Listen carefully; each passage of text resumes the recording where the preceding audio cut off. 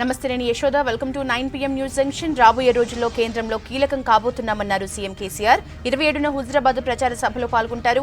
ప్రతి ధాన్యం గింజను ప్రభుత్వమే కొంటుందన్నారు హరీష్. తడిసిన ధాన్యాన్ని కూడా కొనాలని డిమాండ్ చేశారు ఈటెల రాజేందర్. దత్తన్న అలై బలై కార్యక్రమం గ్రాండ్ గా జరిగింది. కేరళ వరదలకు 26 మంది మృతి, కశ్మీర్లో ఉగ్రవాదుల కాల్పుల్లో 2 మృతి. మరిన్ని డీటెయిల్స్ చూసే ముందు న్యూస్ జంక్షన్ లో హైలైట్స్ ఒకసారి చూద్దాం. 27న హుజురాబాద్లో కేసీఆర్ ప్రచార సభ. రాబోయే రోజుల్లో కేంద్రంలో కీలకం కాబోతున్నామన్న సీఎం. టీఆర్ఎస్ అధ్యక్ష పదవికి మొదలైన నామినేషన్ల ప్రక్రియ. కేసీఆర్ తరపున 6 నామినేషన్లు వేసిన నాయకులు. ప్రతి ధాన్యం గింజ కొనే బాధ్యత సర్కార్దేనన్న హరీష్. మార్చి కల్లా 1,00,000 రుణమాఫీ చేస్తామంటూ కామెంట్. తడిసిన ధాన్యం సర్కారు కొనాలని ఈటెల డిమాండ్. ఓట్ల కోసం వేలంపాట జరుగుతోందన్న మురళీధర్ రావు. రేపు హుజురాబాద్లో మాణిక్కం ఠాగూర్ ప్రచారం. ప్రశ్నిస్తే టీఆర్ఎస్ బీజేపీ అనగుదొక్కుతున్నాయన్న సీతక్క. కలిసిమెలిసి ఉందామన్న సందేశానికే అలై బలై. కేసీఆర్ జగన్ సమస్యలపై చర్చించాలన్న దత్తాత్రేయ. వైజాగ్లో నల్గొండ పోలీసులపై గంజాయి ముఠా దాడి. గాల్లోకి పోలీసుల కాల్పులు. ఎవరికీ దెబ్బలు తగల్లేదన్న ఎస్పీ. వర్షాలతో జిల్లాల్లో భారీగా దెబ్బతిన్న పంటలు. ప్రభుత్వమే ఆదుకోవాలంటున్న అన్నదాతలు. 26కు చేరిన కేరళ వరద ప్రమాద మృతుల సంఖ్య. కొనసాగుతున్న ఎన్డీఆర్ఎఫ్ బృందాల సహాయ చర్యలు. కేరళలో మరో 2 రోజులు భారీ వర్షాల అలర్ట్. రేపు స్కూళ్లకు సెలవు. శబరిమల రావద్దన్న సర్కార్.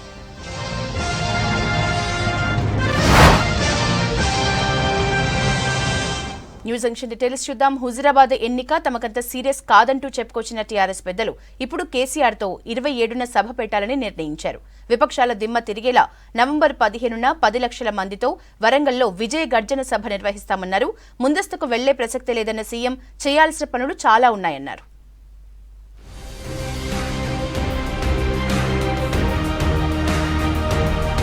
ఈ నెల 27న హుజూరాబాద్లో ప్రచార సభ నిర్వహించాలని నిర్ణయించారు కేసీఆర్. హుజూరాబాద్ ఉప ఎన్నికల్లో మనమే గెలుస్తున్నామని పార్టీ నేతలకు తెలిపారు.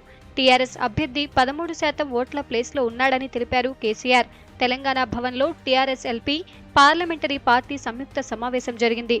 కేసీఆర్ అధ్యక్షతన జరిగిన సమావేశానికి పార్టీ ఎమ్మెల్యేలు, ఎమ్మెల్సీలు, ఎంపీలు హాజరయ్యారు. పార్టీ అధ్యక్ష ఎన్నిక, ప్లీనరీ, హుజూరాబాద్ ఎన్నికలు, వచ్చే నెలలో వరంగల్లో నిర్వహించనున్న విజయ గర్జన సభపై ఎమ్మెల్యేలు, ఎంపీలకు దిశానిర్దేశం చేశారు కేసీఆర్. ఈసారి ముందస్తు ఎన్నికలకు వెళ్లబోవడం లేదని స్పష్టం చేశారు కేసీఆర్. ఇంకా చేయాల్సిన పనులు చాలా ఉన్నాయని, 2 ఏళ్లలో అన్ని పనులు చేసుకుందామన్నారు.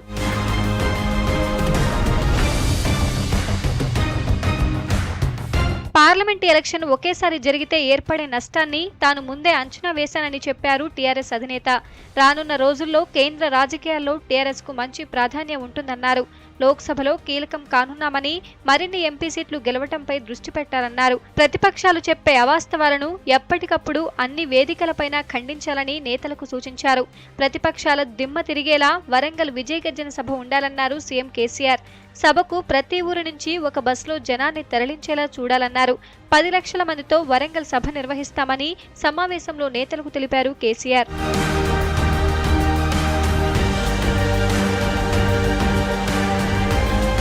ఇక టీఆర్ఎస్ అధ్యక్ష పదవికి నామినేషన్లు మొదలయ్యాయి.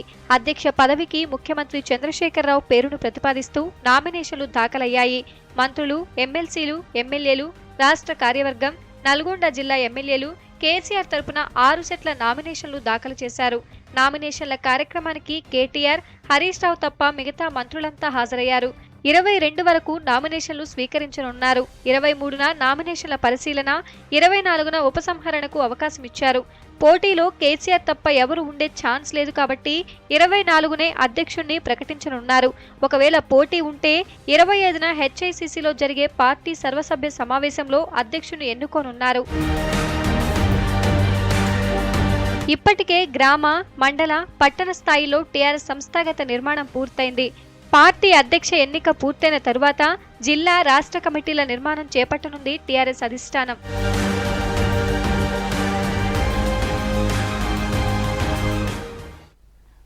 బీజేపీ బురదను అంటించాలని చూస్తున్న ఈటలను ఓడించాలని పిలుపునిచ్చారు మంత్రి హరీష్ రావు. ప్రతి ధాన్యం గింజను కొనడంతో పాటు 1,00,000 రుణమాఫీ మార్చికల్లా చేస్తామన్నారు. కడుపు నింపే టీఆర్ఎస్ ను గెలిపించాలని కోరుతూ గ్రామాన ప్రచారం చేస్తున్నారు. వీనవంక మండలంలోని ఎల్బాక, మామిడాలపల్లి, ఇప్పలపల్లి గ్రామాల్లో టీఆర్ఎస్ అభ్యర్థి గెల్లు శ్రీనివాస్తో కలిసి ఇంటింటి ప్రచారం చేశారు ఆర్థిక మంత్రి హరీష్ రావు.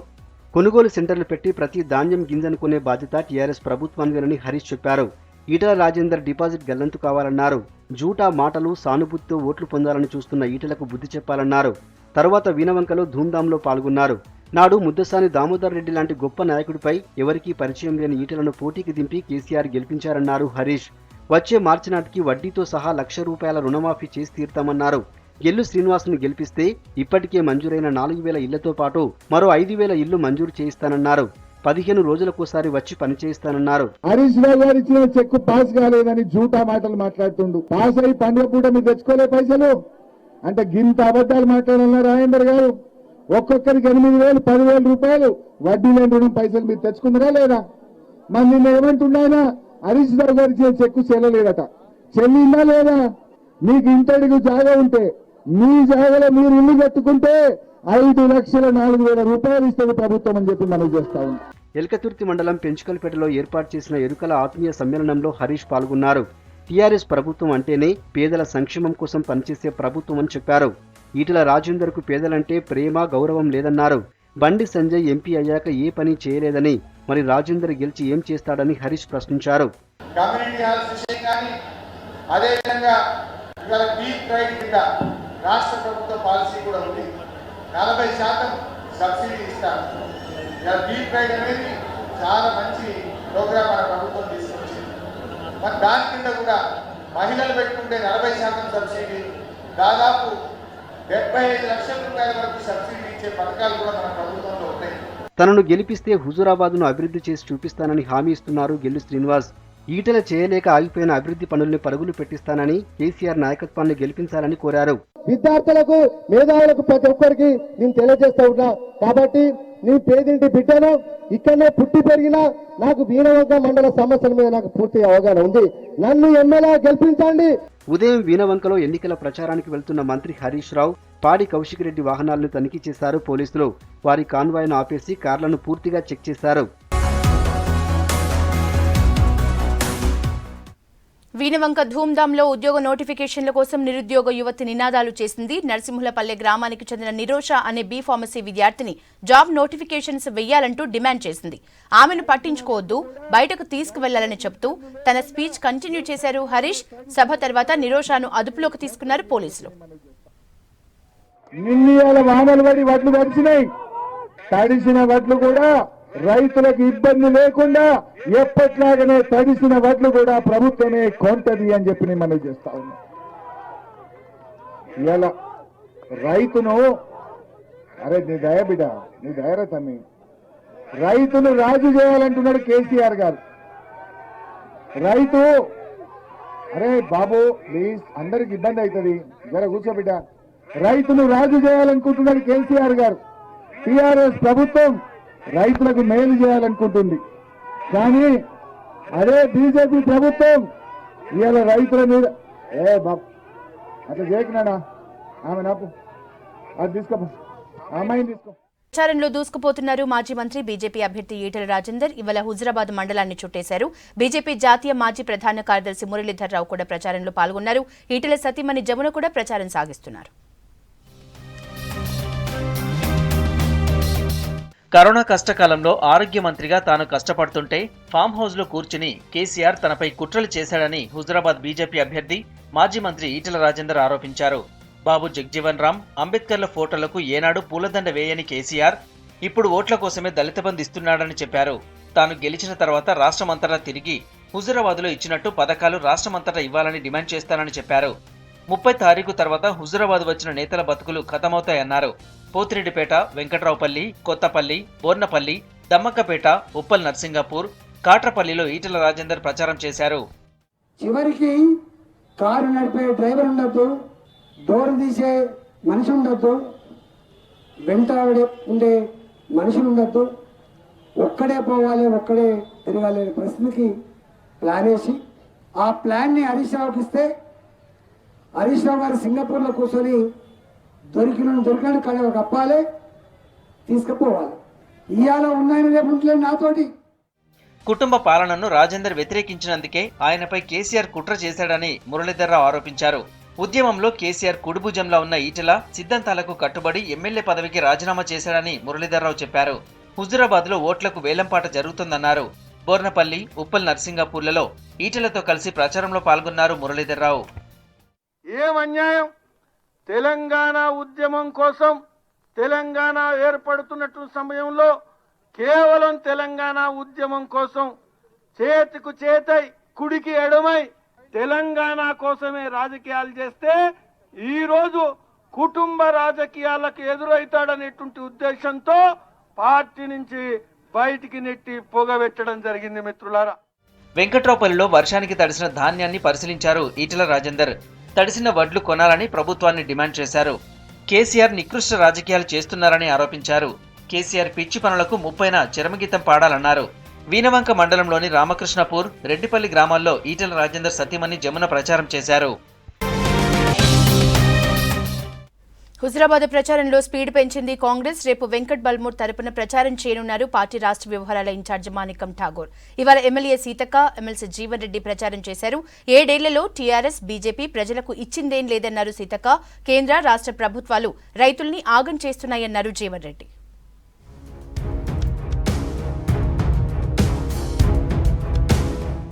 రేపు హుజూరాబాద్ ఎన్నికల ప్రచారంలో పాల్గొంటారు కాంగ్రెస్ పార్టీ రాష్ట్ర వ్యవహారాల ఇన్ఛార్జ్ మాణిక్కం ఠాగూర్. ఇవాళే ఢిల్లీ నుంచి వచ్చిన ఠాగూర్ రాత్రి కరీంనగర్ లో బస చేస్తారు. ఉదయం కరీంనగర్ జిల్లా ముఖ్య నేతలతో సమావేశమవుతారు. తర్వాత అక్కడి నుంచి హుజూరాబాద్ కు వెళ్లి పార్టీ అభ్యర్థి బల్మూరు వెంకట్ తరపున ప్రచారం చేస్తారు. మాజీ ఎంపీ పొన్నం ప్రభాకర్ కూడా ప్రచారంలో పాల్గొంటారు.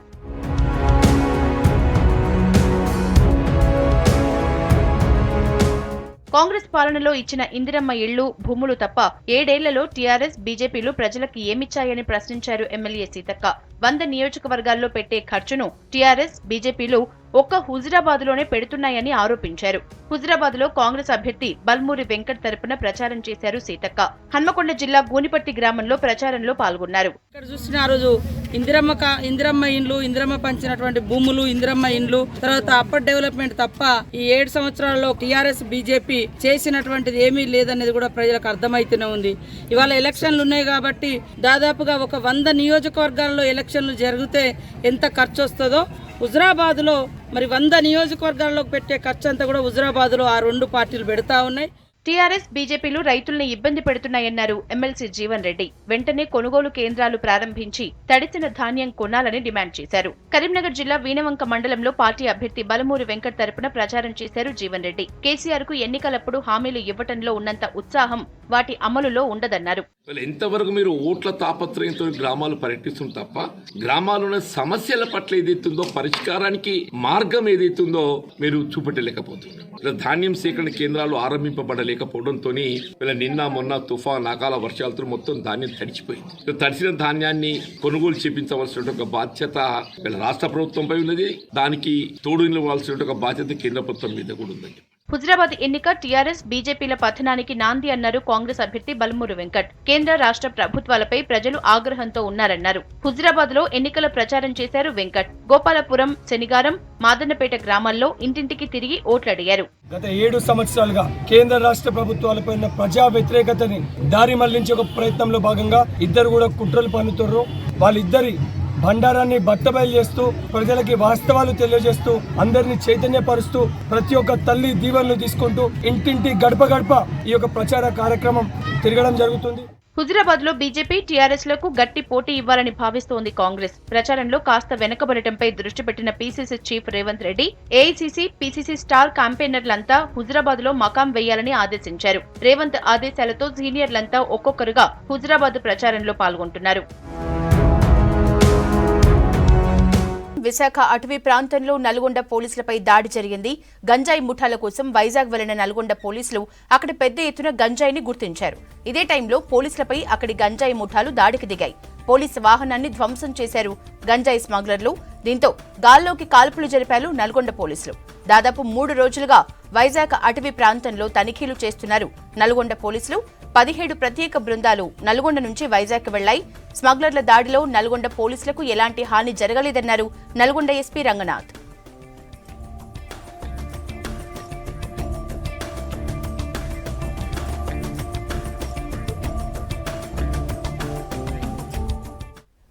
కేరళలో వర్షాలు బీభత్సం సృష్టిస్తున్నాయి. ఇప్పటి వరకు 26 మంది చనిపోయారు. పదుల సంఖ్యలో జనం గల్లంతయ్యారు. జనజీవనం స్తంభించడంతో ప్రజలు తీవ్ర అవస్థలు పడుతున్నారు. 3 జిల్లాలకు రెడ్ అలర్ట్ ప్రకటించిన అధికారులు 11 జిల్లాలకు ఎల్లో అలర్ట్ జారీ చేశారు. మరో 2 రోజులు వర్షాలు ఉంటాయని వాతావరణ శాఖ ప్రకటించడంతో అధికారులు అలర్ట్ అయ్యారు. భారీ వర్షాలు కేరళను ఉక్కిరిబిక్కిరి చేస్తున్నాయి. వరదలకు జనజీవనం ఆగిపోయింది.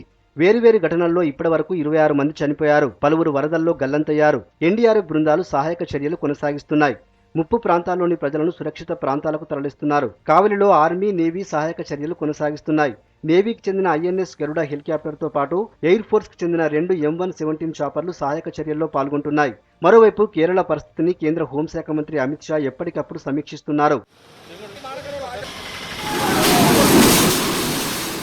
వరదలు, కొండ చర్యలు విరిగిపడిన ప్రాంతాల్లో ప్రత్యేక ఆపరేషన్ చేపట్టి గల్లంతైన వారిని రక్షించేందుకు సహాయక బృందాలు శ్రమిస్తున్నాయి.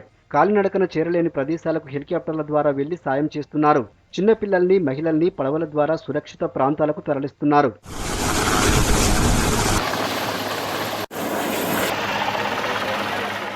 కొట్టాయం జిల్లా కూటిక్కల్లో భారీ వర్షాల దాటికి కొండ చర్యలు విరిగిపడ్డాయి. ఈ ఘటనలో 13 మంది చనిపోయారు. మృతుల సంఖ్య మరింత పెరిగే అవకాశం ఉన్నట్లు తెలుస్తోంది. ఇడుక్కిలో కొండ చర్యలు విరిగిపడి మరో 8 మంది మృతి చెందారు. ఎర్నాకులంలోనూ వర్షాలకు నదులు ఉప్పొంగి ప్రవహిస్తున్నాయి. మరిన్ని రోజులు వర్షాలు కురుస్తాయని వాతావరణ శాఖ ప్రకటించింది. ప్రస్తుతం పరిస్థితి కంట్రోల్లోనే ఉందన్నారు కొట్టాయం కలెక్టర్ జయశ్రీ. రాత్రిపూట భారీ వర్షం కురవడంతోనే సహాయక చర్యలకు ఇబ్బందులు వచ్చాయన్నారు. ఇప్పటి వరకు 13 మృతదేహాలు దొరికాయన్నారు. Maximum of 14 casualties will be there, and one family completely lost 6 members of the family. Government is planning to pay the ex-gratia etc. within limited period. Almost 1,000 people in different camps. We are taking care of them there. It will take some time for them to shift because some of them have lost their houses. కేరళలో తాజా పరిస్థితులు 2018-2019 వరదలను తలపిస్తున్నాయని బాధితులు కన్నీరు పెట్టుకున్నారు. తామంతా కోల్పోయామని ఆవేదన వ్యక్తం చేశారు. These are the shops, farmer shops were there. All these shops were taken away, simply taken away. And this area, that area, common that area, all under flood. So many cars, so many houses. All those houses spoiled like anything. All those vehicles spoiled. They have nothing except the things which they were. After taking all the mud, they can clean it. No power is there, no water is there. However, they are getting some food from somebody they are getting. That's all. వర్ష బీభత్సంపై కేరళ సర్కార్ సమీక్ష చేసింది. ప్రజలంతా అప్రమత్తంగా ఉండాలని CM Pinarayi సూచించారు. కేరళకు సమీపంలోని ఆగ్నేయ అరేబియా సముద్రంపై అల్పపీడన తీవ్రత తగ్గిందని భారత వాతావరణ శాఖ తెలిపింది. వచ్చే 24 గంటల్లో కేరళలో అక్కడక్కడ భారీ వర్షాలు కురిసే అవకాశాలున్నట్లు తెలిపింది. కేరళ పరిస్థితులపై ప్రధానమంత్రి నరేంద్ర మోడీ ట్వీట్ చేశారు. ముఖ్యమంత్రి పినరయి విజయన్తో మాట్లాడినట్లు తెలిపారు. వరదలు, కొండ చర్యలు విరిగిపడ్డ ఘటనపై చర్చించామన్నారు. బాధితులకు అండగా నిలిచేందుకు అధికారులు క్షేత్రస్థాయిలో కృషి చేస్తున్నారని మోడీ ట్వీట్ చేశారు. వరదల నుంచి కేరళ త్వరగా కోలుకోవాలని ఆకాంక్షించారు మోడీ.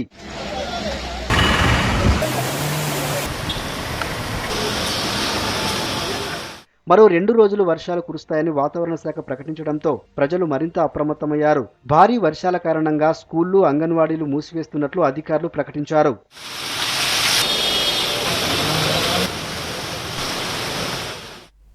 జమ్మూ కాశ్మీర్లో మరోసారి ఉగ్రవాదులు రెచ్చిపోయారు. కుల్గాం ప్రాంతంలో 2 కాశ్మీరేతరులను కాల్చి చంపారు.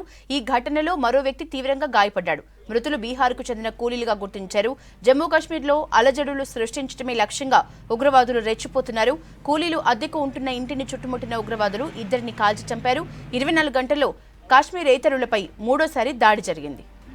నిన్న శ్రీనగర్లోని ఈద్గా ప్రాంతంలో బీహార్కు చెందిన ఓ చిన్న వ్యాపారిని కాల్చి చంపారు. పుల్వామాలో జరిగిన మరో ఉగ్రదాడిలో ఉత్తరప్రదేశ్కు చెందిన వ్యక్తిని చంపారు. ఉగ్రవాదుల ఏరివేతను చేపట్టిన 24 గంటల్లోనే మరోసారి ముష్కరులు దాడికి పాల్పడటంతో బలగాలు అప్రమత్తమయ్యాయి. కుల్గాంలోని వాన్పో ప్రాంతాన్ని స్వాధీనం చేసుకున్న బలగాలు ఉగ్రవాదుల కోసం గాలిస్తున్నాయి. అన్నాడీఎంకే స్వర్ణోత్సవాల వేళ తాజా రాజకీయ పరిణామాలు పళని పన్నీర్ సెల్వాన్ని టెన్షన్ పెడుతున్నాయి.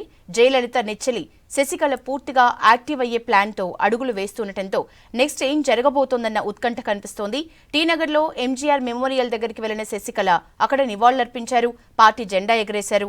మరోవైపు రాయపేటలోని పార్టీ హెడ్ క్వార్టర్లో అన్నాడీఎంకే వ్యవస్థాపక దినోత్సవాన్ని ఘనంగా జరిపారు పళనిస్వామి, పన్నీర్ సెల్వం.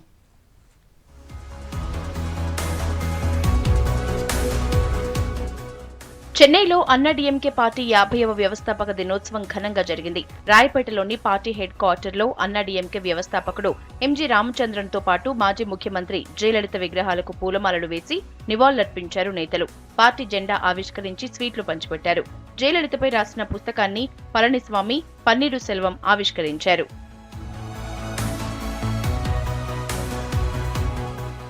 అన్నాడీఎంకే నుంచి సస్పెండ్ అయిన శశికళ మళ్లీ యాక్టివ్ అయ్యారు. టీనగర్లోని ఎంజీఆర్ మెమోరియల్ ను సందర్శించారు. 50వ వ్యవస్థాపక దినోత్సవం సందర్భంగా అన్నాడీఎంకే జెండాను ఆవిష్కరించారు. రామవరంలో ఎంజీఆర్ విగ్రహానికి పూలమాలలు వేసి నివాళులర్పించారు. ఈ కార్యక్రమంలో పెద్ద ఎత్తున అన్నాడీఎంకే కార్యకర్తలు పాల్గొన్నారు. ఎంజీఆర్, జయలలిత ప్రజలకు సేవ చేసిన మహానాయకులని అన్నారు శశికళ. అన్నాడీఎంకే పార్టీని, కార్యకర్తల్ని ఆ ఇద్దరు నాయకులే రక్షించుకుంటారని తెలిపారు. అందరం కలిసి ఐక్యంగా ఉంటే అన్నాడీఎంకే మళ్లీ అధికారంలోకి వస్తుందన్నారు. అన్నాడీఎంకే విడిపోతే ప్రత్యర్థులు బలపడతారని అన్నారు. కలిసికట్టుగా పనిచేయాల్సిన అవసరం ఉందన్నారు శశికళ.